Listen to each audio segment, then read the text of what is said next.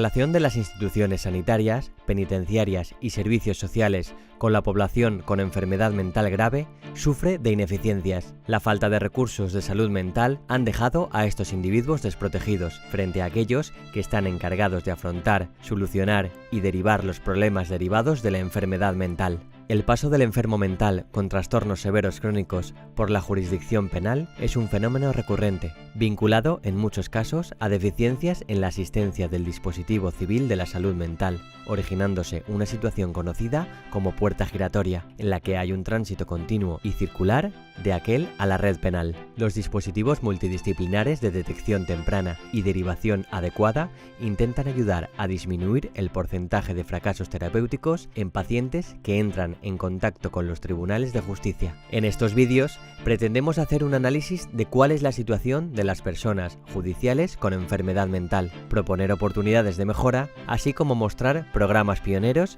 que están ofreciendo. Disability Rights Washington's Corrections Project, Amplifying Voices of Inmates with Disabilities, or AVID, uses a variety of advocacy approaches to address the problems of people with disabilities in and leaving Washington jails and prisons. As Washington's protection and advocacy system, Disability Rights Washington has unique authority to monitor correctional facilities. Monitoring includes the ability to inspect, view, and photograph all areas of a facility that are used by residents or are accessible to residents. Disability Rights Washington can investigate potential abuse and neglect of inmates with disabilities, issue public reports, and engage in whatever advocacy is necessary to remedy problems. Pursuant to Disability Rights Washington's monitoring authority, AVID staff have taken video cameras behind prison walls, even into the most segregated units. Since the project's launch in January 2014, the AVID team has visited all 12 Washington prisons, monitored the living conditions of over 4,000 prisoners, and has provided over 150 prisoners with resources. The AVID team plans to use information obtained from its monitoring visits to continue its work to improve jail and prison conditions and to advocate for current and former inmates with disabilities in the coming years.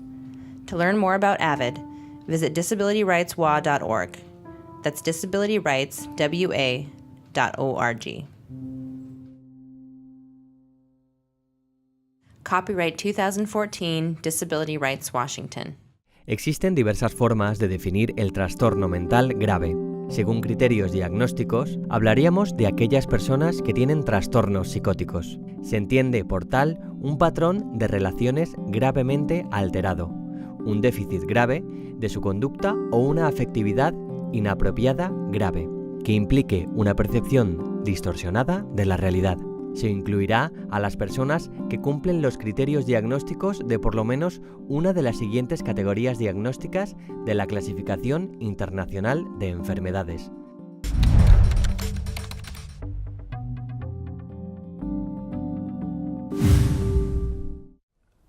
El debate que supone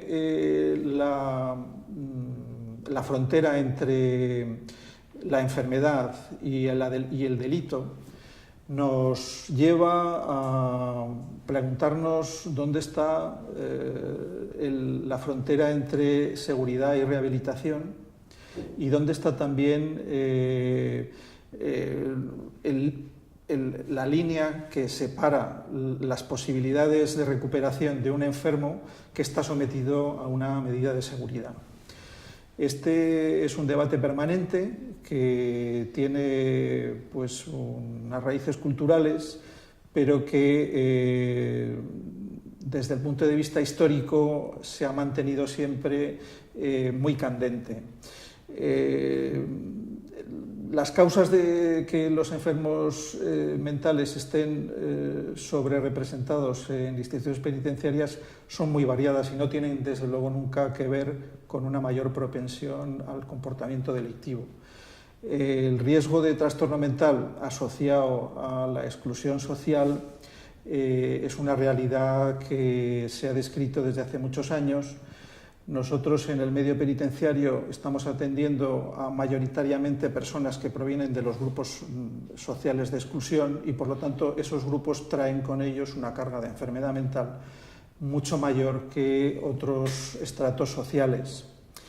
Existe también una realidad que es el fracaso de la asistencia comunitaria, de los problemas de salud, con el cierre en los años 80 de las instituciones manicomiales, realmente por obsoletas y por una carencia de posibilidades de rehabilitación, pero que no fueron seguidas no fueron sustituidas por ningún otro dispositivo asistencial que fuera capaz de asumir la asistencia de un montón de enfermos que quedaron entonces al cuidado de sus familiares, o que cuando las redes sociales y familiares se anularon o se desgastaron, pues quedaron sencillamente en la calle, que poco a poco se fueron marginando y que al final acabaron siendo delincuentes, ¿no?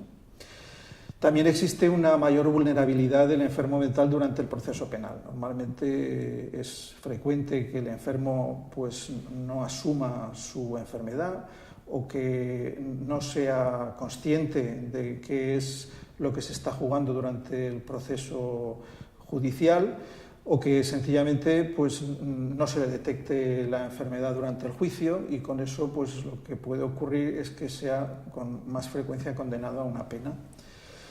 Hay, por supuesto, un factor determinante, y es la descoordinación entre las diferentes administraciones que son las encargadas de atender a este grupo de personas. Tanto la administración social como la administración sanitaria, como muchas veces la administración judicial o la penitenciaria, están trabajando de forma aislada, sin intercambiar información, y eso hace que en no pocas ocasiones estos enfermos pues tengan una situación de puerta giratoria, vayan cambiando de una administración a otra, y esa falta de coordinación hace que al final estos enfermos acaben en la única administración que no rechaza nunca a un usuario, que es la administración penitenciaria, justamente. Entrar para volver a salir. Se conoce como puerta giratoria y afecta a personas con patologías mentales graves, que, por falta de recursos sociales, acaban ingresando en centros penitenciarios de forma recurrente. La mayor parte son personas con escasos recursos económicos, pero el principal problema es que tienen una sensación de abandono. Muchos de ellos hacen vida de calle y están inmersos en situaciones muy complicadas, o provienen de familias desestructuradas. Los recursos disponibles para atender a estas personas son escasos y están saturados. Eso hace que estén más tiempo en la calle, se descompensen y vuelvan a ingresar en el psiquiátrico. Es lo que se conoce como la puerta giratoria. Por supuesto que estamos hablando de un grupo concreto de enfermos con un perfil determinado. Generalmente son enfermos con diferentes enfermedades asociadas, que a veces han tenido consumos esporádicos de droga, que pertenecen a grupos sociales de exclusión, que están cronificados, que han tenido ingresos hospitalarios a menudo, que no tienen un seguimiento ambulatorio correcto, que han tenido algunos delitos menores de repetición y que al final acaban cometiendo un delito grave. Estos son los perfiles que nosotros deberíamos poder identificar cuanto antes. Y los deberíamos de identificar cuanto antes para evitar que esa responsabilidad delictiva que va a aparecer en su carrera psicosocio judicial no interfiriera en su carrera de rehabilitación. Cuanto antes se puedan identificar estos enfermos, más fácil va a ser quitarlos del camino delincuencial y judicial y colocarlos en el camino asistencial y de rehabilitación, que es de donde nunca tenían que haber salido. En cualquier caso, ya tenemos suficiente información a través de diferentes programas que se están haciendo, pues el programa de Puente, de las unidades Puente en los CIS, el programa PAYEN en los centros penitenciarios, el programa Puente Extendido de identificación de enfermos mentales que están cumpliendo medidas alternativas o trabajos en beneficio de la comunidad, el programa de asesoría temprana de los juzgados de Plaza de Castilla. Todos estos dispositivos nos dan información a través de la experiencia que tienen de tratar estos casos, y podemos decir que alrededor de un 15% de las detenciones lo son de personas con enfermedad mental grave. Podemos decir también que alrededor de entre un 3 y un 4% de los trabajos en beneficio de la comunidad son personas que tienen también un trastorno mental grave. Hay alrededor de entre un 2,8 y un 3% de enfermos mentales graves que ingresan en prisión. Y alrededor de un 1 por 1000 de los trastornos mentales graves en la comunidad al final van a acabar en prisión por la única razón de estar enfermos, de tener una grave enfermedad mental que no ha sido diagnosticada, que no ha sido detectada, que no ha sido tratada y que al final se va a convertir en un delito y que va a llevar a este enfermo a prisión. Por tanto, el objetivo final de las administraciones para poder abordar con éxito la complejidad de estos casos se basa, por una parte, en la coordinación interinstitucional y, por otra parte, en la detección temprana de estos casos, en el punto más precoz posible de esa carrera psicosociojudicial que se describe con frecuencia cuando se habla de los enfermos mentales judicializados. La prevención mediante la detección temprana, por lo tanto, es el objetivo fundamental de todas las actuaciones que se tienen que poner en marcha a la hora de evitar que a cualquier enfermo pueda cometer algún tipo de delito. La Administración Central del Estado debe centrar sus esfuerzos en intentar reunir, conectar y consensuar los esfuerzos de gestión de un mismo problema que se llevan a cabo en las distintas comunidades autónomas. No existen caminos ni estructuras que faciliten esta labor de trabajo interautonómico. El perfil de los enfermos con mayor riesgo de judicialización son aquellos que tienen un proceso cronificado, que tienen a veces más de un diagnóstico, que a menudo ha sufrido un proceso de agravación, muchas veces relacionado con consumos esporádicos de drogas, que incluso pueden tener un antecedente previo de delitos menores, muy a menudo tienen ingresos hospitalarios previos y que se encuentran en una situación de falta de control ambulatorio. Ese es el perfil que nosotros hemos encontrado tanto en dispositivos de atención temprana en los juzgados de Plaza de Castilla como en personas que están cumpliendo una condena en los psiquiátricos penitenciarios por un delito grave. Evidentemente, esa correlación en los perfiles lo que nos indica es que estamos ante el mismo caso al principio de su carrera psicosociojudicial y al final de esa carrera. Es absolutamente fundamental detectar estos perfiles lo antes posible y actuar sobre ellos para evitar que acaben cometiendo delitos graves. Para ello es absolutamente necesario fomentar la coordinación entre las administraciones y en especial entre los servicios de salud mental, los servicios sociales y los tribunales de justicia, para lo cual la labor del tercer sector en un trabajo de mediación es absolutamente fundamental. La coordinación generalmente, de la forma en la que nosotros hemos visto que es más eficaz, es convirtiéndola en comisiones en las que estén representadas cada uno de estas administraciones, sujetos de esas administraciones que tienen un perfil técnico son los más adecuados para poner encima de la mesa este tipo de perfiles, identificarlos y buscarles una alternativa que los aleje de la carrera delincuencial. Es muy importante también saber qué tipo de recursos pueden estar disponibles para este tipo de enfermos. Hemos dicho que eran perfiles complejos, con múltiples diagnósticos y muchas necesidades socioasistenciales. Hoy en día ninguno de esos recursos, ninguna de todas esas necesidades puede ser cubierta por una sola administración. Es por eso que resulta doblemente necesario insistir en la coordinación entre las administraciones a la hora de trabajar con estos perfiles complejos y ser capaces de ofrecerles recursos en cada una de las fases de la evolución de su enfermedad y en cada una de las necesidades, tanto asistenciales como jurídicas, que se presentan a lo largo del recorrido de la vida de estos enfermos. Es muy importante desarrollar programas de formación y de sensibilización social, tanto para la sociedad civil en general como para los profesionales dedicados al manejo de estos enfermos.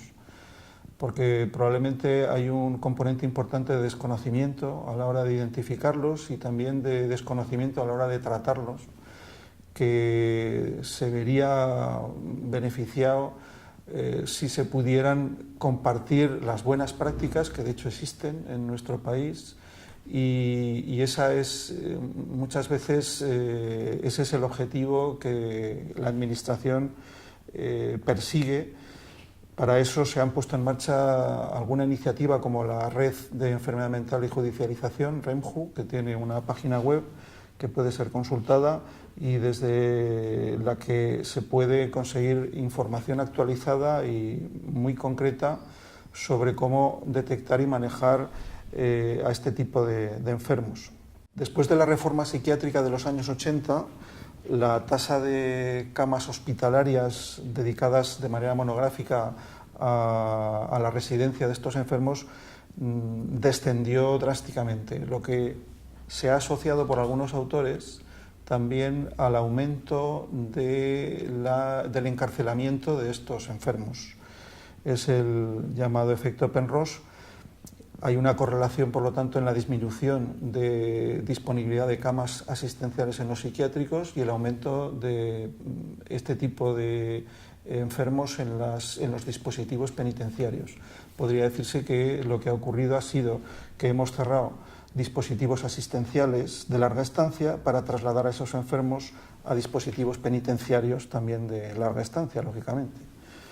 Esa transinstitucionalización es justamente lo que pretendemos evitar desde la Administración y lo que debe sensibilizarnos a todas las instituciones para detectar lo antes posible estos perfiles y evitar su ingreso en prisión. El tratamiento de estas personas con problemáticas de salud mental, con riesgo alto de judicialización, debe hacerse desde el punto de vista asertivo comunitario, con la colaboración de la Administración de Justicia, la sanitaria, la social, la penitenciaria y el tercer sector. Si hay una buena coordinación entre todos los agentes, la respuesta a los problemas asistenciales de estas personas, que son múltiples, puede ser mucho mejor que si no la hay. La actuación más eficiente para evitar la judicialización de una persona con trastorno mental grave es la detección temprana y la correcta derivación al recurso asistencial adecuado. El modelo de comisión interinstitucional facilita la necesaria coordinación entre administraciones y en especial entre servicios sociales y de salud mental, y de estos con los tribunales de justicia. Permite compartir la información que cada administración necesita para actuar en cada caso. Facilita la creación de protocolos de actuación conjunta. El seguimiento de estas personas vulnerables implica una intervención mediante un modelo de gestión de caso, en el que es clave la figura de terapeuta mediador entre las personas, los dispositivos de las distintas administraciones implicadas en la recuperación y las propias administraciones entre sí.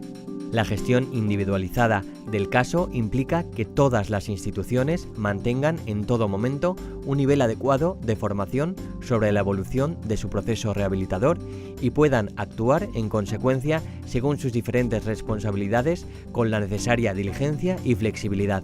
Es preciso actualizar determinados recursos asistenciales para que puedan acoger a un perfil con trastorno mental grave, cuya principal característica es la presencia de múltiples necesidades, tanto clínicas como sociales cambiantes en el tiempo y que requiere una actuación concurrente y multidisciplinar.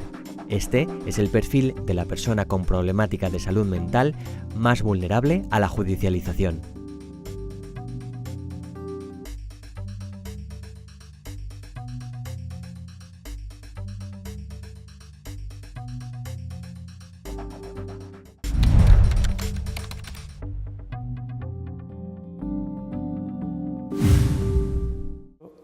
En que aquellas personas que tienen un seguimiento evidentemente desde el punto de vista sanitario y social más complejo, sabemos que la coincidencia de problemas graves de salud mental, consumo de tóxicos, un nivel cultural bajo y vivir fundamentalmente en un medio social hostil pueden ser y son indicadores de una mayor posibilidad de cometer un acto, con lo cual estamos hablando de personas que deben ser prioritarias en su atención y su seguimiento.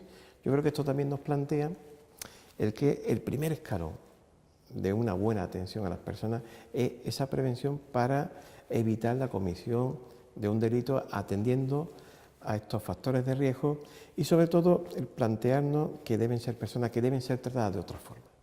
Quiero decir que el seguimiento sanitario habitual, solo y exclusivamente farmacológico, con una periodicidad que a veces oscila a los 6 meses, sin otro tipo de medidas, ¿no?, donde también había que incorporar la psicoterapia, el apoyo, la psicoeducación, el apoyo social. Yo creo que es prioritario también modificar y modular el tratamiento para esta población que tiene un mayor riesgo. En este sentido, han dado muy buenos resultados una nueva modalidad de tratamiento que consiste en equipos asertivos, en equipos que tienen un seguimiento intensivo allí donde está el paciente. Y evidentemente, como no, una prevención también en lo que a veces solemos decir, ¿no?, que este tipo de personas a veces lo pierden todo menos la razón. Pierden el empleo, las relaciones afectivas, las relaciones sociales, la cultura, un lugar donde vivir, la formación, con lo cual yo creo que también se trata de una población que requiere con un carácter prioritario también esta medida de apoyo social. ¿Cómo podemos prevenirlo? Yo creo que el mejor sistema de atender a esta población de riesgo, ¿no?, de evitar que lleguen a la judicialización, apela a una buena atención sanitaria y social de calidad. ¿Qué quiero decir de calidad? Con un enfoque comunitario. Es decir, no necesitan medios coercitivos, necesitan un seguimiento a veces más intensivo que abarque desde medidas farmacológicas, pero no solamente farmacológicas, de apoyo social, de apoyo a las familias, de psicoeducación, de conocer los elementos de riesgo, de evitar esas situaciones de consumo de tóxicos que pueden precipitar actos delictivos, pero yo creo que el primer nivel debería ser un tratamiento correcto y de calidad comunitario, tanto sanitario como social. Pero entiendo que esto es un tema quizás más complejo de lo que parece. Yo creo que hay alguna legislación penal que no lo favorece y que no siempre está en consonancia con el respeto a los derechos de las personas que tienen un problema de salud mental. Creo que también es necesario una formación que incluya conocimiento y sensibilidad a sectores clave. Yo creo que ahí están las fuerzas y cuerpos de seguridad, los forenses, los abogados de oficio. Creo que es importante, por ejemplo, que a veces problemas menores, que a veces ocurren en el contexto de una descompensación clínica, de un problema de salud mental, se judicializan innecesariamente. Y yo creo que todos nuestros esfuerzos deben ser evitar esa entrada. Pero yo creo que también es importante que una vez que se accede en los hospitales psiquiátricos dependientes de la Administración Penitenciaria, Foncalén o en el caso en Andalucía, en Sevilla, en los centros penitenciarios ordinarios, yo creo que hay un buen elemento en el PAIEN, en el Plan de Atención Integral para Enfermos Mentales, judicializado, pero yo creo que hay que también intervenir ya en esa etapa. Las mayores dificultades están, pues evidentemente, porque no deja de ser una doble estigmatización. Tener la desdicha, ¿no?, de tener una discapacidad, una enfermedad mental y haber cometido de forma imputable o inimputable un problema con la justicia, hoy por hoy sigue siendo una doble estigmatización. Una doble estigmatización que sufre también la propia persona, la familia. Pero me gustaría indicar que también, porque es así, hay un elemento también nada desdeñable de presión social. Yo creo que tenemos, esto es una dialéctica inevitable entre la seguridad y la libertad. Me sorprende cómo cuando delincuentes comunes o incluso terroristas cumplen su pena, vuelven a ser ciudadanos libres. Cuando una persona con enfermedad mental, y recientemente hay un caso, que además era una profesional de salud, se sigue planteando si después incluso de haber cumplido pena, que en la mayoría de las personas con enfermedad mental son penas íntegras, se sigue planteando si esa persona puede vivir a ser una ciudadana o un ciudadano normal con los mismos derechos y las mismas obligaciones. Es decir, es como, aun habiendo cumplido la pena, sigue ese halo, digamos, de estigma, de discriminación y en muchos casos también de humillación, ¿no? Y yo creo que también, evidentemente, hay que combatir también esa doble estigmatización, ¿no?, que a veces hace mucha mella cuando alguien tiene que volver a vivir en su barrio, en su ciudad, en su medio, ¿no? Es como como si no se olvidara nunca, ¿no? Y yo creo que también hay que plantearlo en términos de respeto a derechos, ¿no? Así que las personas con problemas de salud mental tienen derechos ciudadanos, y después yo creo que hay una clarísima injusticia con respecto al tema de la violencia, ¿no? Sí es verdad que hay una alta prevalencia, pero sí hay que plantear que las personas con enfermedad mental son más bien víctimas de la violencia que perpetradores de hechos delictivos, ¿no? Y además, cuando hablamos no con cualquiera de usuarios, como los que pueden estar en estos centros, ellos son muy contundentes. Ellos dicen con claridad que sufren mucho más por los efectos del estigma y la discriminación que por los propios síntomas. Lo dicen cerca del 80%, por lo cual eso hay que tenerlo en cuenta. Yo creo que hay que afrontar este problema en concreto desde un enfoque muy preventivo, con mucho esfuerzo. Yo creo que ahí estaríamos de acuerdo. Casi todos los gestores, casi todos los programas, tanto del tercer sector, asociaciones de usuarios, de familiares, dispositivos de salud mental, dispositivos sociales, que a veces con un importante esfuerzo, digo esfuerzo profesional y esfuerzo de medios, logramos efectivamente eso, disminuir el tiempo de estancia en un centro penitenciario. Con esfuerzo logramos, digamos, diseñar políticas, ¿no?, en los centros de inserción social, en las unidades puente de mediación. Logramos hacer con mucho esfuerzo algunos programas de reinserción, una vez que se ha cumplido la pena. Pero todos somos conscientes que mientras atendemos a una persona en esta situación, entran 10 en el sistema judicial y penitenciario. De ahí que el esfuerzo no debe centrarse solo, como nos ponemos de acuerdo, en atender. Y yo creo que hay buenas herramientas, el PAIEN, los centros de inserción social, este tipo de acuerdos con los hospitales psiquiátricos dependientes de la administración sanitaria, algunas intervenciones concretas, sino que el esfuerzo debe ser también cómo prevenir que nuestros usuarios injustamente, y a veces por acontecimientos muy nimios, sin importancia, y en el contexto de una descompensación de su enfermedad, entren e inicien la carrera penal. Una vez que esto se inicia, a veces por los desdichados juicios rápidos, por intervenciones policiales y judiciales que pueden ser revisables.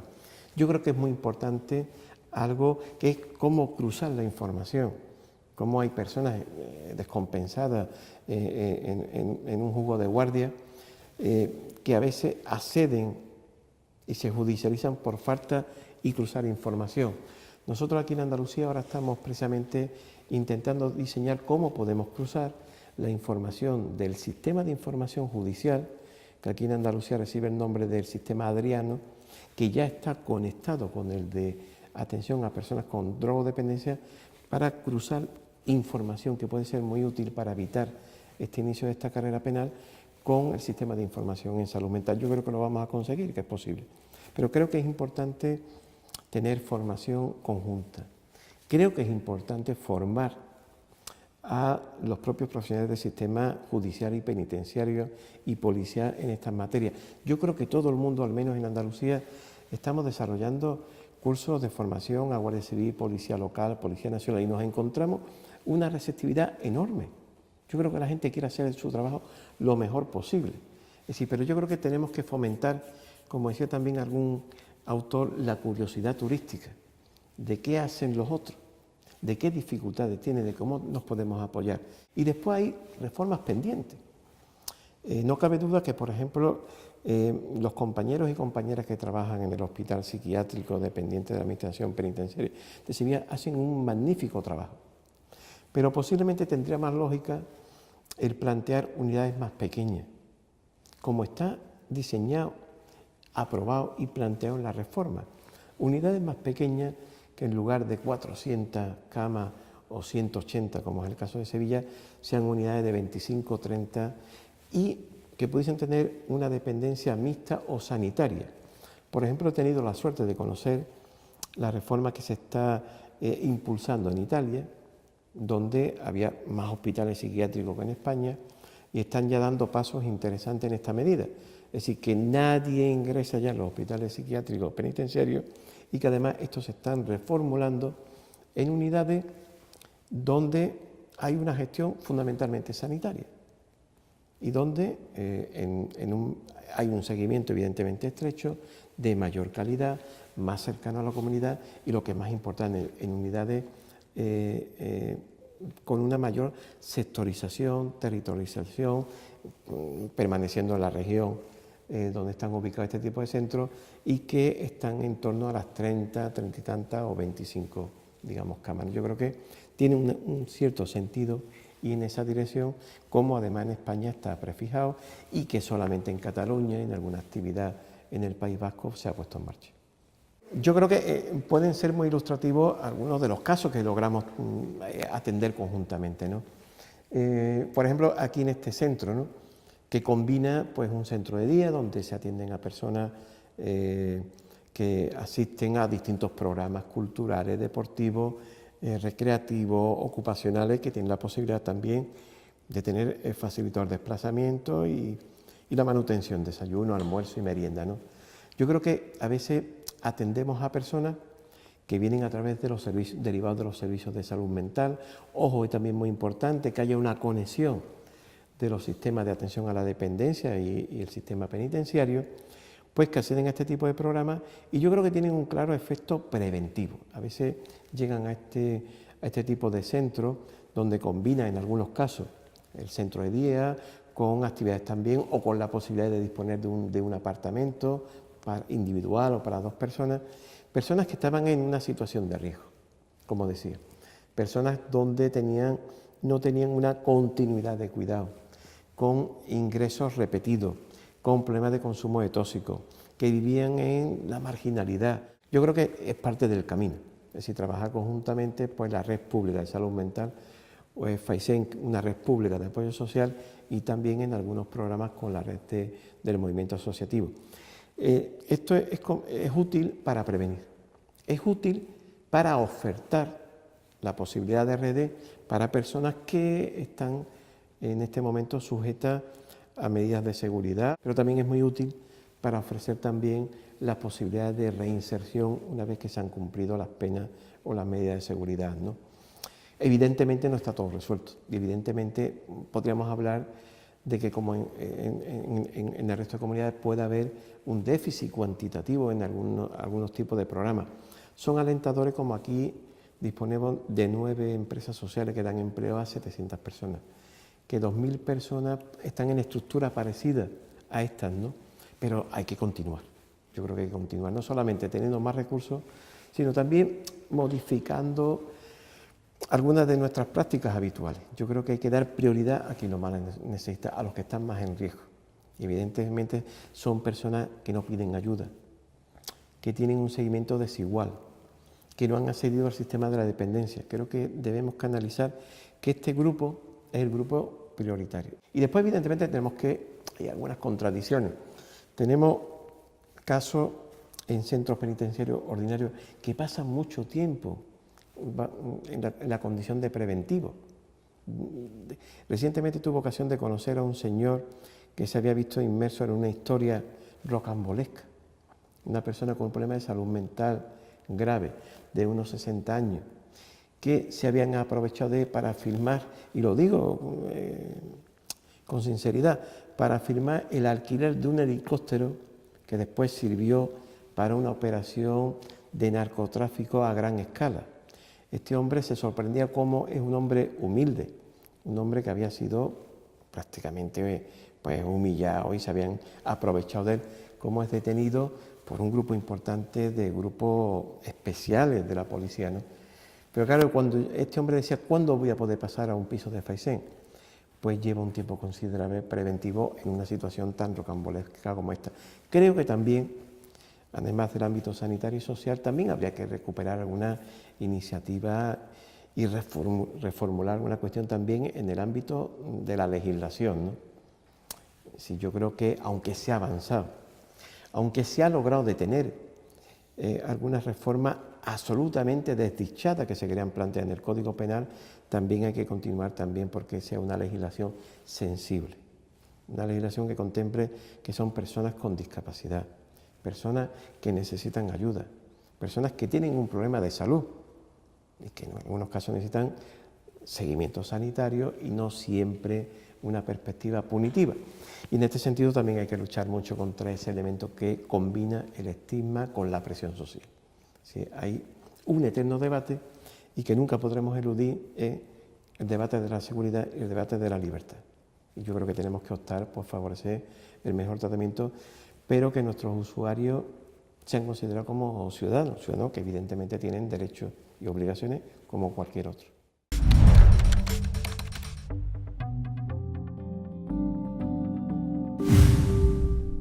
Buenos días, Julio. Hola, buenos días. ¿Qué tal? ¿Estás desayunando? Sí, ya he terminado. ¿Terminado?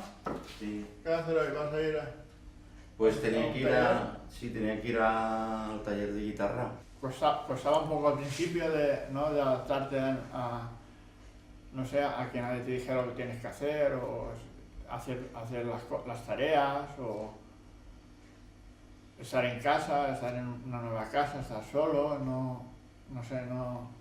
La verdad es que el hombre es de costumbres o de hábitos, y crear un hábito saludable, por decirlo así, en todos los ámbitos, pues hace que lo lleves sin peso.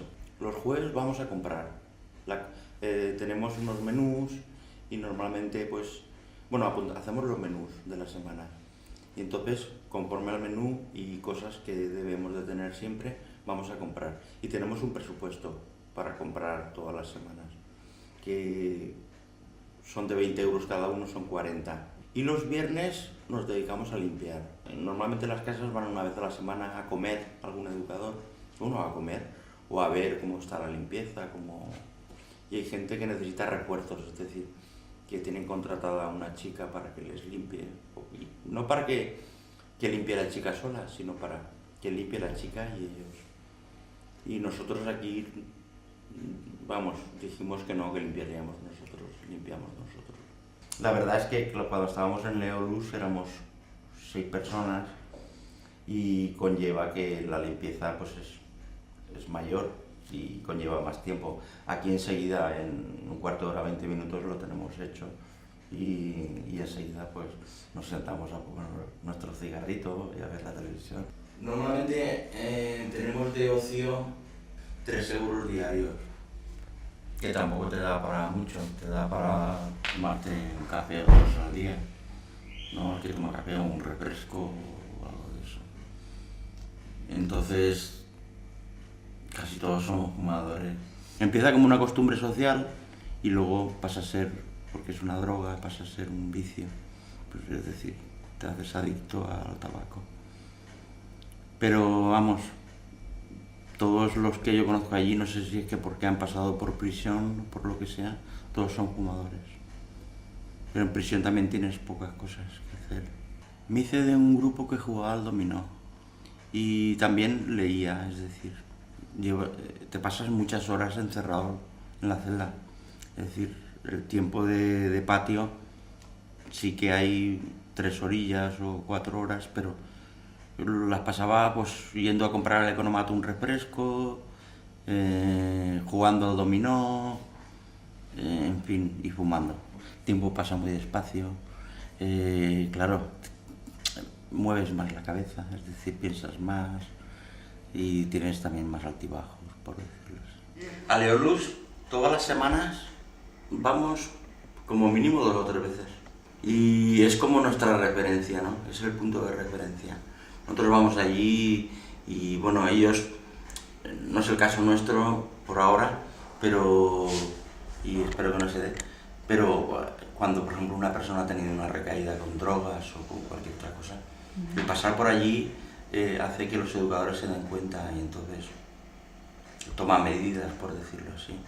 Pues lo mandan a la UCA, hablan con él, en fin, y para que todo pues vaya mejor. El perfil de la persona con trastorno mental grave judicializado va a influir en el recurso en el que va a tener que ser tratado. Las circunstancias en las que se va a tener que atender a esta persona no responsable del delito imputable serán distintas de las que corresponden a una persona con TMG considerada responsable del delito imputable. Lo mismo ocurre si en la persona se aprecia riesgo de conducta violenta y por tanto mayor probabilidad de reincidencia o no. Es importante anteponer siempre los planes de recuperación ante cualquier persona con TMG que se judicializa. El TMG, ya de por sí de complejo tratamiento, se va a complicar mucho por el estigma de la judicialización, que le añade una etiqueta de peligrosidad, por lo que se va a tender a utilizar con él preferentemente el recurso de la contención. La sociedad tiene miedo de estas personas y si además han entrado en contacto con la Administración de Justicia, mucho más. Por eso tendemos a dejarlo en manos de la institución penitenciaria para que se encargue de su tratamiento. Estamos ante una persona con TMG especialmente vulnerable e invisible, porque en ocasiones en los juzgados no se detecta. Se descubre como tal cuando llega a prisión, constituyendo una vulneración de los derechos humanos.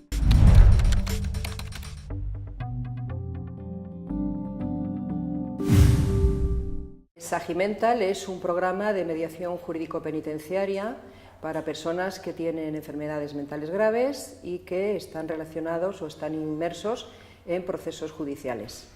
El objetivo central del programa es asesorar a los jueces y tribunales sobre aquellas personas detenidas y que presentan una patología mental grave y que tengan los jueces y los tribunales el conocimiento de cómo esa patología puede afectar a esa persona y en qué medida el delito está mediatizado por la patología que presenta. Y se parece mucho o está basada su metodología de trabajo en un programa que también está en la Plaza de Castilla, que tiene el mismo objetivo, asesorar a los jueces, pero en materia de drogodependencias, de personas que cometen delitos porque son adictos a sustancias. Respecto al funcionamiento de Sagimental, lo ideal sería detectar a esas personas con patologías mentales graves en el instante en que pasan a disposición judicial. Este objetivo todavía no lo hemos podido cumplir porque somos un programa pequeño, pero yo creo que ahí estaría la piedra angular de poder trabajar con estos enfermos y que se evitara en la mayor casos posibles la judicialización y el ingreso penitenciario. Para ello es ideal que los jueces conozcan que existe un servicio de estas características y que el objetivo central es esa identificación y proveerles de toda la información relativa a la patología peculiar que presente esa persona en cada momento concreto. Nuestro trabajo ahora comienza normalmente en fase de instrucción o en fase de ejecución de sentencia. Si es en la fase de instrucción, el objetivo fundamental es diagnosticar esa patología mental y qué incidencia tiene en esa persona y asesorar al juzgado sobre esa patología, lo que implica y el dispositivo más adecuado para que esa persona pueda estar.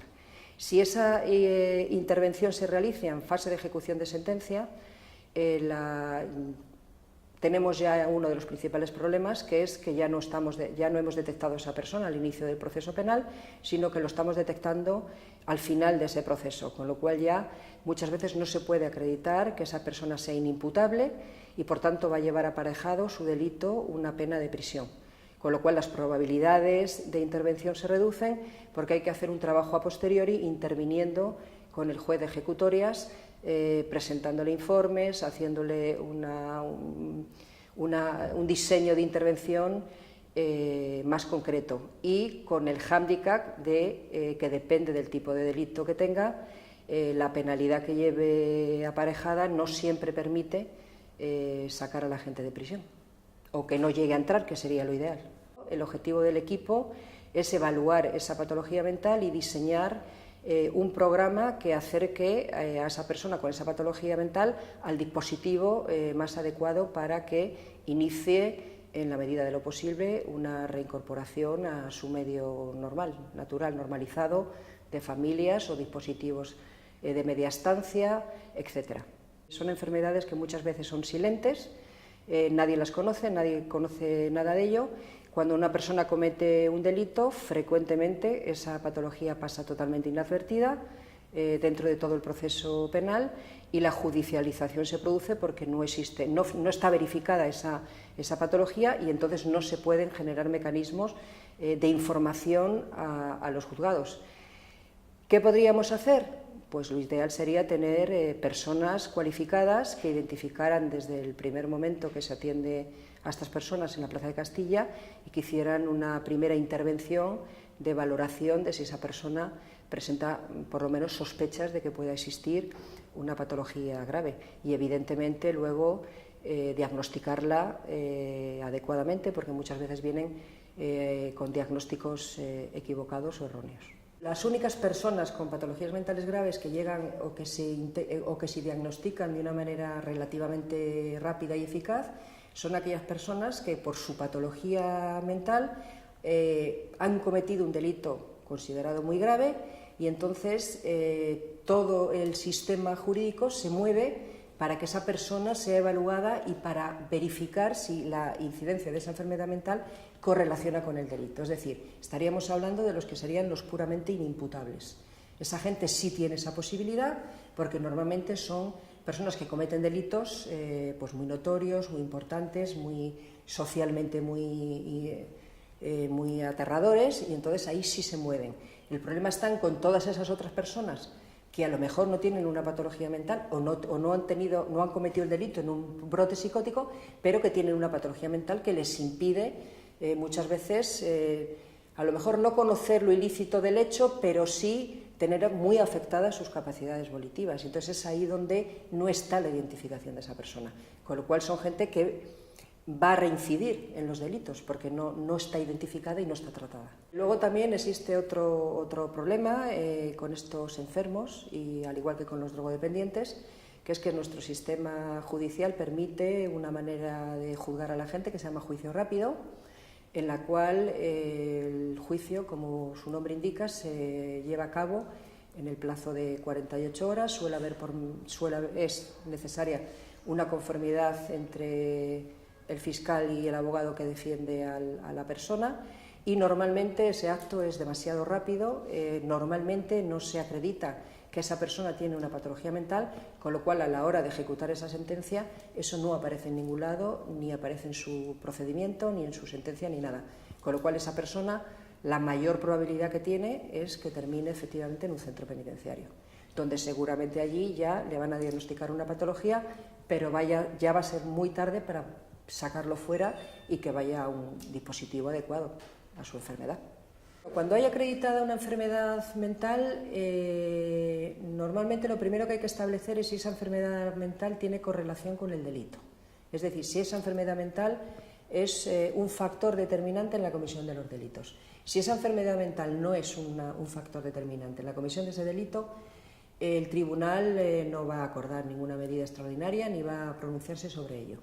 Si ese delito menor sí va con un pronunciamiento de que existe una enfermedad mental grave y que sí es un factor determinante en la comisión o la reiteración de esa serie de delitos, ahí sí se podría solicitar una valoración y el tribunal tendría que tener en cuenta esa patología, lógicamente. Pero depende de la penalidad, al ser personas imputables, tendríamos, o sea, lo natural y lo normal sería tener por un lado una pena de prisión y por otra una medida de seguridad que le obligase a ir a un programa terapéutico. Cuando las personas cometen delitos menores y su patología mental no está relacionada, no es un factor determinante en la comisión de ese delito, lo normal es que esa persona sea puesta en libertad y los tribunales no tienen opción o no quieren tener opción a llevar ningún tipo de seguimiento ni ningún tipo de control de esa enfermedad o de esa patología. Pensemos que estamos hablando de enfermos mentales donde la conciencia de enfermedad tiene una gran dificultad y necesitas de recursos para que esa persona tome las medicaciones, acuda a sus centros de salud, a sus dispositivos, etc. Entonces, normalmente cuando uno tiene, digamos, entre comillas, un vigilante judicial que de alguna manera te indica que tienes que ir a un dispositivo, normalmente, si trabajas bien con ese enfermo mental, puedes reconvertir esa especie de castigo que le ha impuesto el juez en una mejora en su salud mental. Es decir, tratar de que, bueno, ya que estás aquí, por esto vamos a ver la parte positiva, que es vas a mejorar, te vas a incorporar un dispositivo. Existen dos tipos distintos de perfiles con los que podemos trabajar en los juzgados, en el programa de Sagimental. Por un lado, está claro que las personas con trastornos mentales graves, que son declarados inimputables, han cometido un delito grave, se les aplicará una medida de seguridad porque no son responsables de lo que hacen y más o menos esa gente tiene, digamos, un recorrido ya organizado. Va a tener que ir a un dispositivo de régimen cerrado, como establezca el tribunal, con posibles cambios a lo largo del tiempo, etc. Y luego hay otra parte de personas que tienen un trastorno mental grave, que ese trastorno mental no es un factor determinante en la comisión de delitos y que, por tanto, el tribunal no va a acordar ninguna medida de sumisión a tratamiento ni de control de ningún género. Entonces, lo que habría que hacer en esos casos es, en esa identificación que debería de ser lo más temprana posible, cumplir el otro objetivo del programa, que es poner en contacto a esas personas con los servicios sociosanitarios para que se pongan en tratamiento al objeto final de que esas personas no incidan en los delitos, porque la probabilidad de que ello ocurra es grande, es cada vez, según va pasando el tiempo, mayor, sobre todo por la falta de conciencia de la enfermedad que tienen los propios pacientes. Las cifras de estos años que tenemos nosotros, cerca del 90% son gente pensionista o gente que no trabaja. Es decir, a nivel laboral no están para nada incorporados, no tienen mecanismo de entrada. Son gente que vive con sus familias, a pesar de tener algunos una edad muy respetable, porque no han podido salir de ahí por su problemática. Tienen delitos que en muchos de los casos no son graves, exhibicionismo, por ejemplo. Que ha metido mano una señora en un vagón de tren, cosas de este tipo, pero que van a quedar en la calle, pero esas personas tienen una patología que hay que tratar y no está tratada. Yo creo que también existe otro problema añadido, y es que la enfermedad mental da miedo a la gente. Es decir, la enfermedad mental, cuando tú vas a un juez y le hablas de que una persona tiene una esquizofrenia paranoide, ese juez tiene miedo. Tiene miedo porque en su mente esquizofrénico va a matar a alguien. O sea, esa es su percepción del problema. Entonces yo creo que esa percepción también es una percepción que se ha trasladado a la sociedad. Entonces, por eso parece como que todo lo que conlleva los tratamientos de los enfermos mentales está como clandestino, como que es poco conocido, como que son peligrosos, yo no quiero tener un sitio al lado de mi casa. Entonces, yo creo que hay una labor de concienciación también de la sociedad, es decir, de visibilizar que una persona puede tener una enfermedad mental, pero no por ello tener ni comportamientos violentos ni nada de nada. Es más, si los podemos detectar a tiempo, seguramente nunca van a tener problemas, ni de delitos, ni de comportamientos violentos, ni de hacer nada grave. Son los que están sin ese control y sin ese seguimiento, son los que normalmente pues terminan teniendo un brote psicótico y matan a alguien, o se pelean o cometen un delito grave. Como es una enfermedad, nosotros como la tenemos y gracias a que hemos tenido asambleas, hemos hablado sobre la enfermedad, hemos ido a reuniones de salud mental y conocemos más la enfermedad, pero la familia muchas veces no conoce la enfermedad y lo que hace un poco, como ya eres un adulto, es apartarte, ¿no? Yo he estado viviendo en la calle y mi familia pues me podía haber acogido, pero como yo me portaba como me portaba debido a mi enfermedad, pues me veían como un bala perdida y me tenían, claro, estuve viviendo en la calle hasta que al final pues me la diagnosticaron y empecé a cobrar una pensión. Conocí a AMBI, entré en prisión porque tenía varios delitos de los cuales no me acordaba ni siquiera que los había cometido, y AMBI, pues yo les eché una solicitud para poder hablar con ellos y me acogieron enseguida y me sacaron de prisión en 3er grado y me cogieron en la casa donde he estado 1 año y 6 meses, 1 año y 5 meses aproximadamente. He vivido episodios anteriormente, ¿no?, en los que me imagino y hemos hablado muchas veces que son parecidos, lo de la persecución, que parece que te persiguen, lo de las voces, ¿no?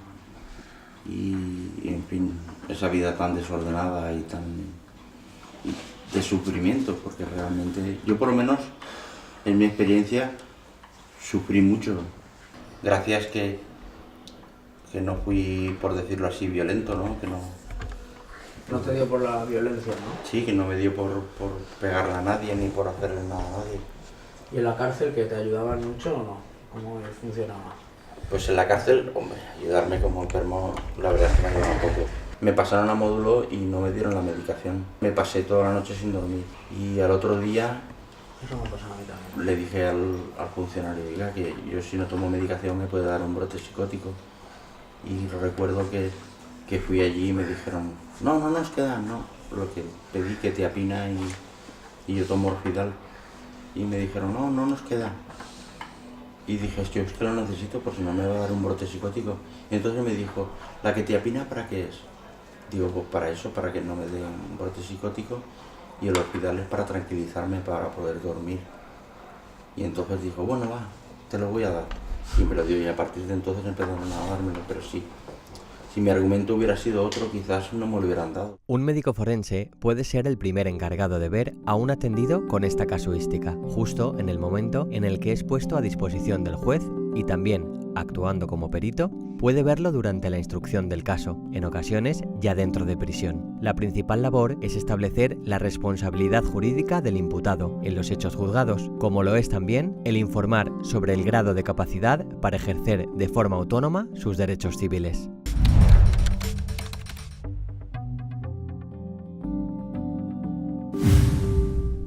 La enfermedad mental tiene una intervención en el procedimiento judicial en múltiples momentos. Puede tener una intervención en el momento de que sea la persona detenida o la persona procesada, que sea la que su enfermedad puede tener una relación con el hecho que ha cometido y que por lo tanto estaríamos valorando la imputabilidad, pero también lo podemos ver como víctima que está sufriendo un daño y que le ocasiona una enfermedad mental. Y no solamente en estos procedimientos penales, que parecen más claros, en el procedimiento civil es muy importante la intervención del médico forense, la tutela judicial en aquellos casos que se necesita un tratamiento involuntario y que los psiquiatras, que son los que han tenido, en este caso, han tenido el acceso primero a la enfermedad a través del médico de cabecera o a través de ellos mismos, de los familiares, de las fiscalías. Estas personas han ingresado. Necesitan por su propia enfermedad la continuidad y como parte de su enfermedad un marcador de mal pronóstico en la enfermedad mental es la falta de conciencia de enfermedad, y por eso a veces necesitan este internamiento involuntario. Estos serían los momentos en los que claves quizá de la enfermedad mental. Y aparte de esto, estaría también, aparte de los momentos de valoración de imputabilidad, después existe otro momento que también el médico forense tiene una importancia, y es en los casos en los que ya ha sido juzgado y condenado, cuando ya en el cumplimiento de la pena están los médicos forenses de vigilancia penitenciaria, que en ese caso ya simplemente auxilian o informan a los jueces de vigilancia penitenciaria en relación con cualquier enfermedad, pero también en el tema de la enfermedad mental. Los médicos forenses en muchos casos somos el primer escalón, tristemente, somos a veces el primer escalón en el que encontramos al enfermo mental, a veces el enfermo mental grave, que ha cometido un delito grave e importante y que por los motivos que fueran no era conocido, no había sido tratado o estaba al margen de lo que es el sistema sanitario. Eso por una parte. Pero por otra parte también nuestra experiencia nos dice que sin haber llegado a delinquir, nosotros hemos detectado que en los internamientos compulsivos el 38% de las personas que han precisado de un internamiento los vamos a ver nuevamente en nuevos internamientos. Pero es que resulta que en unos datos de hace unos años, de un estudio de hace unos años, un 20% los acabábamos viendo también en juzgados ya de instrucción, como detenidos o como autores o como imputados de asuntos penales. Con lo cual eso requiere nos daría pie a iniciar una prevención. Tenemos que ver a personas detenidas que sospechamos que tienen una enfermedad y que en ese momento, por la propia condición de detenidos, ni te pueden aportar una información médica, ni tenemos informadores externos que nos puedan decir algo, porque en muchas ocasiones estamos solos en unas circunstancias en las que hay que tomar una serie de medidas importantes, sobre todo a nivel médico. Porque a veces la situación, el delito cometido no merecería, a juicio de su señoría, el ingreso en prisión, con lo cual quedarían en una libertad que es entonces ya nosotros, ya no solamente como médicos forenses, sino como médicos, tenemos que tomar alguna medida para que esta persona no quede desasistido, que tenga una asistencia sanitaria, aunque queden en libertad a partir de ese momento. Y es en ese momento donde nosotros luchamos por conseguir lo que en instituciones penitenciarias están consiguiendo de la historia clínica, de tener acceso a una historia clínica, y que nosotros estamos luchando por conseguir también tener ese acceso a la historia clínica, que nos podría dar una información para establecer una colaboración con el sistema de salud para poder tener una mayor colaboración en este sentido. Un problema grave es el del enfermo, claro. El enfermo mental donde primero genera su problema, el problema es a nivel familiar. Es a nivel familiar. Las familias en ocasiones acuden pidiendo ayuda. Muchas veces piensan que la ayuda es denunciar en los juzgados, son denuncias que lo que demandan es ayuda, no están buscando un castigo penal. Yo por lo menos pienso que habría que avanzar en algún tipo de protocolo con las garantías debidas sobre el tratamiento ambulatorio involuntario. En aquellos casos en los que, sin necesidad de estar hospitalizados, se pueda obligar a una persona a llevar un tratamiento, siempre, evidentemente, proporcionado por el sistema de salud convencional, y con las garantías que el juez o el fiscal consideren oportunas, con control médico-legal, el necesario, pero obligando a la persona a llevar tratamiento en aquellos casos en los que se considere que es necesario para la mejoría de su enfermedad. La enfermedad mental no siempre es la causa del delito en los enfermos mentales, porque si está realmente bien tratado, o incluso a veces planteamos, por ejemplo, pues una persona que sea un psicótico que esté, o un esquizofrénico que esté bien tratado y que está asintomático en ese momento, puede cometer una estafa. Si tiene los conocimientos para ello, entonces en ese momento a nivel penal sería plenamente imputable, sería posiblemente plenamente imputable de ese delito, porque la enfermedad no ha tenido ninguna relevancia en el delito, pero sin embargo sí que es un enfermo, y ese enfermo, a la hora del juez de tomar decisiones, sea nivel prisión o nivel libertad, yo creo que tiene que tener esos conocimientos y, por lo tanto, unidades que valorasen no solamente la imputabilidad, sino que valorasen al enfermo mental conocido, a la persona que sabe que tiene una enfermedad y que puede aportarle cualquier tipo de información al juez, pues sería realmente importante.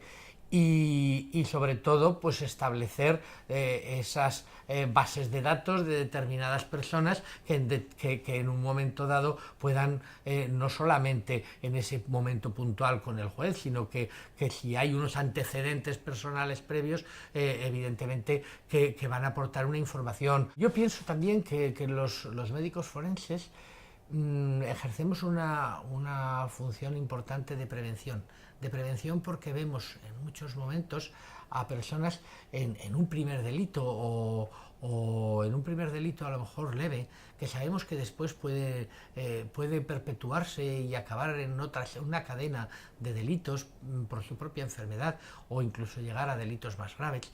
Y el poder detectar a estas personas y abrir una serie de cauces de comunicación con el sistema, no quedarnos encorsetados en nuestro juzgado, sino que poder tener una fácil comunicación con el sistema de salud, tanto a nivel, el tema de salud convencional como el sistema de salud penitenciario, pues yo creo que ahí sería la comunicación es un pilar fundamental de cara a la prevención, el conocimiento del riesgo que tenemos y el poder prestarle los recursos, dirigirlo a los recursos más adecuados.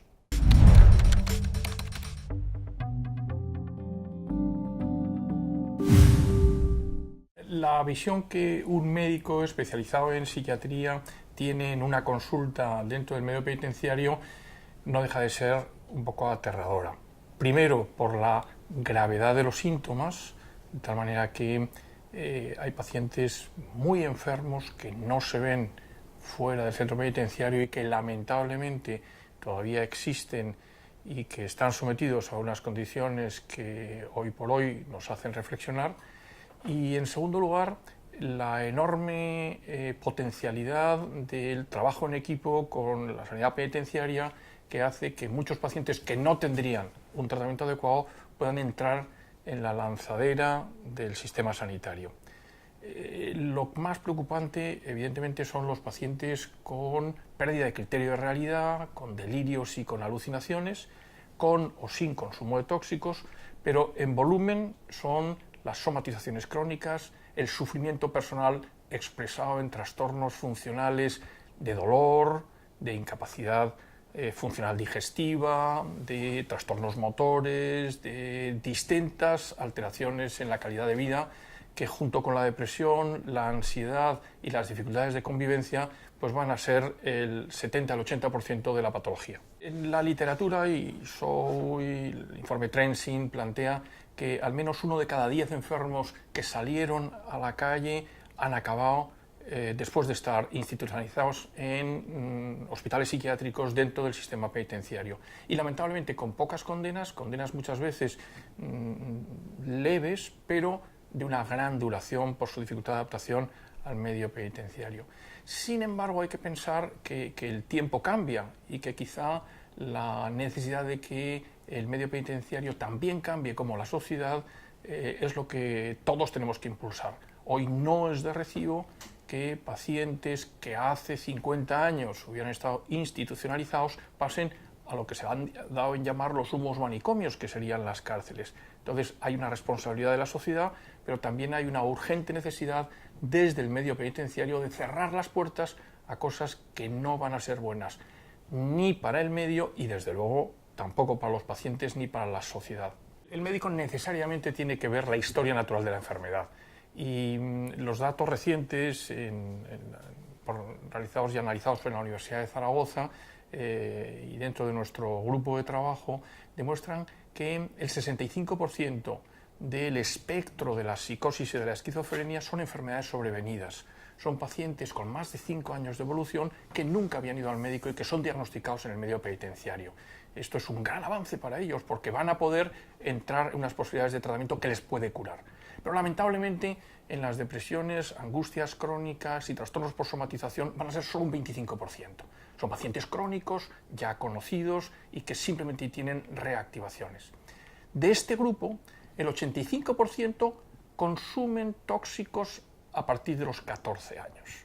Por lo tanto, vamos a ver que hay un cóctel peligrosísimo que es la vulnerabilidad para la enfermedad con multitud de factores de riesgo, la ausencia de tratamiento para enfermedades conocidas o que deberían ser diagnosticadas y, en tercer lugar, la complicación terrible del abuso de tóxicos que pone en marcha en el disparadero los trastornos de conducta donde aparecen los jueces. ¿Cuál es la posición? El informe del Consejo de Europa en distintas ocasiones en los últimos 15 años es definitivo. El resumen del trabajo del Justicia de Aragón, la conferencia de defensores del pueblo que se realizó recientemente en Zaragoza, plantea que la prevención es nuestra obligación. Por lo tanto, tenemos que colaborar los forenses con el sistema sanitario y con los jueces para saber muy bien la individualización de las penas.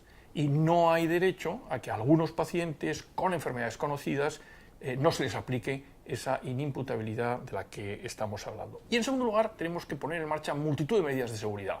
Yo creo que todos los jueces están de acuerdo, en todas las reuniones hay una sensibilización evidente en España, en Europa y por supuesto en el mundo occidental, de que este es un problema de derechos humanos, es un problema de primera magnitud y que tenemos que ser flexibles para pacientes que han sido condenados, que han tenido una enfermedad sobrevenida, que tienen un sufrimiento añadido al estar privados de libertad y que los sistemas jurídicos occidentales permiten la aplicación de medidas de seguridad que hagan que ese derecho constitucional a la salud que todos defendemos se haga eficaz. Y eso no puede ser, en muchos casos, dentro del medio penitenciario. En una anécdota posiblemente paradójica, en una de las últimas visitas a un centro penitenciario, un paciente con un episodio de manía, de exaltación afectiva, llegó del hospital y se negaba a tomar los fármacos y quería hablar con el director del centro. Bueno, dio la casualidad de que yo estaba pasando visita en ese mismo momento. Bueno, había 8 funcionarios, el director del centro, el paciente y yo. El paciente sistemáticamente se dirigió de forma muy respetuosa, pero muy tajante al director del centro diciéndole: usted se calla mientras habla mi psiquiatra. Y estableció una conversación absolutamente coherente que puso en guardia a los 8 funcionarios que nos rodeaban a nosotros y que estuvo a punto de desencadenar una situación que no se desencadenó, pues porque todo el mundo era muy profesional. En la medida en que todos esos funcionarios públicos están sensibilizados con el problema, saben resolverlo. En la medida en que no son conscientes que algunas de las actitudes de este paciente son consecuencia del proceso terapéutico, las consecuencias son irreparables. Ese paciente se dejó poner el tratamiento, personalmente le administré por vía intramuscular la medicación, no en presencia de los funcionarios, sino a solas en una habitación, y el paciente no planteó ningún problema. Bueno, pues en un episodio anterior había cometido una serie de delitos de desacato contra la autoridad y había tenido que cubrir una serie de sanciones regimentales. Eso es lo que está transformándose en el mundo, es lo que está cambiando, y creo que junto a la prevención es nuestra obligación, pero en el día a día. Yo hablaría de 3 grupos de riesgo. Uno, los hijos de los pacientes con enfermedades crónicas, con fracaso escolar, con acceso a consumo de tóxicos y con un rechazo natural a las formas tradicionales del sistema sanitario. Son gente que no va a ir a la consulta con señoras de 50 años a esperar 2 horas en un ambulatorio de la Seguridad Social. Primer tema fundamental. Segundo, el concepto de adversidad psicosocial. Curiosamente, en nuestra muestra tenemos casi un 14% de pacientes con una grave adversidad. Y por grave adversidad se refiere o bien carencia familiar, o bien traslados domiciliarios muy importantes, o bien situaciones de abuso y de maltrato. Bueno, estos pacientes con patología psicosomática, con dolores crónicos, van a recibir tratamiento en el sistema sanitario por millones de euros, buscando patologías que no existen, porque son enfermos de patología funcional muy graves, pero con somatizaciones, angustia y depresión.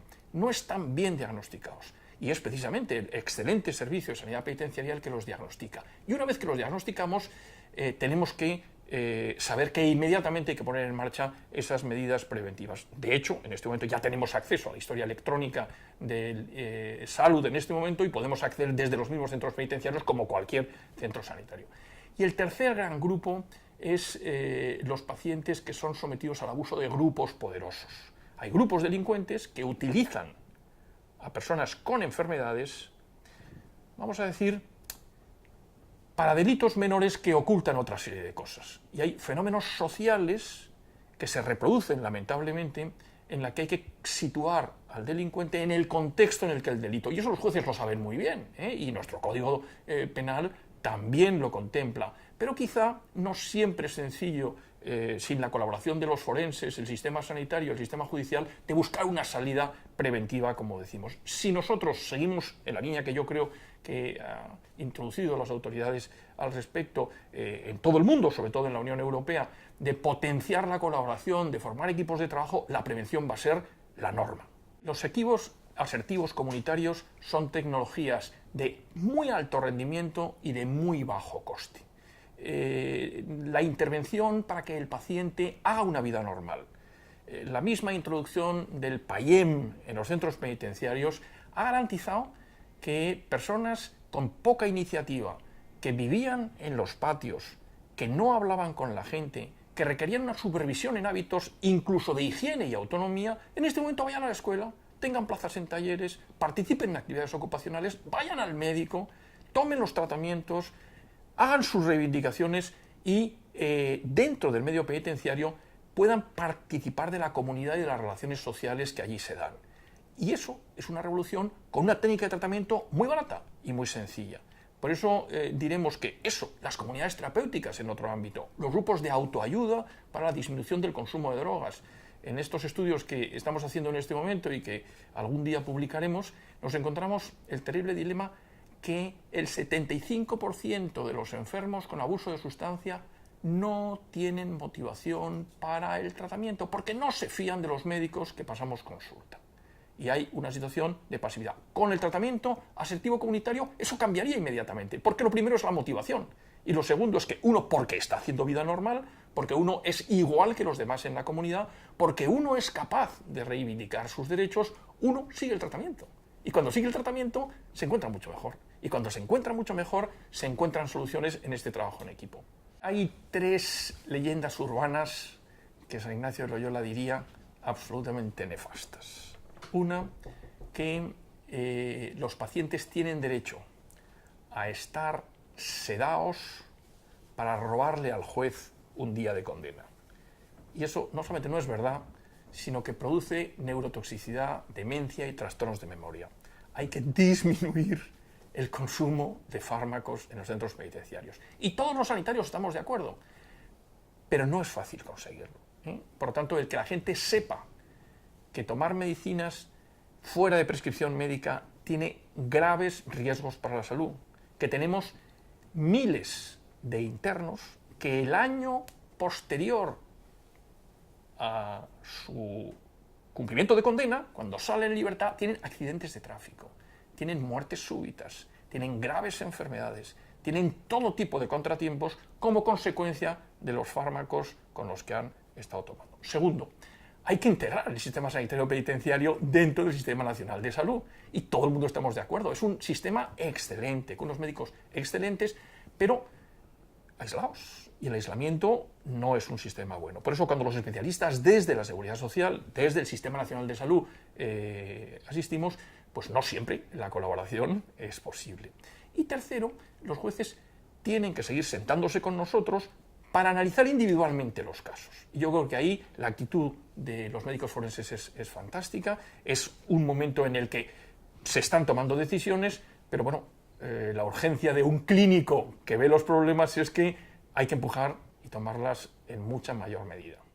Este es un presupuesto para nuevos itinerarios, es decir, gente que ya vive en su piso, que va muy bien porque no gastas más dinero. Venimos aquí y sabemos que siempre hay alguien y que o puede haber un taller o una salida a un museo, una salida a ver cualquier cosa en Valencia o una charla o cualquier cosa y no te sientes solo. De la otra manera, bueno, yo estuve varios años que estuve viviendo solo y te te sientes, es decir, es difícil tener amigos con la enfermedad que tú tienes, es muy difícil tener amigos, la gente no te acaba de comprender. Una persona sola no es persona, es decir, necesita una sociedad, ¿no? Entonces, nosotros estamos aprendiendo a vivir con la sociedad, por decirlo así. Pero ya tenemos un grupo social con personas que son educadores, que conocen la enfermedad y también con la que desarrollarte socialmente. Hay gente que aquí empieza a volver a relacionarse con su familia. Yo realmente tampoco tengo... ojo, yo tengo familia, tengo mi hijo, ¿no? Y con mi exmujer me llevo muy bien. Y con ellos llevo una vida social, entre comillas, hablamos, nos reunimos. Pero con mis hermanos, pues no.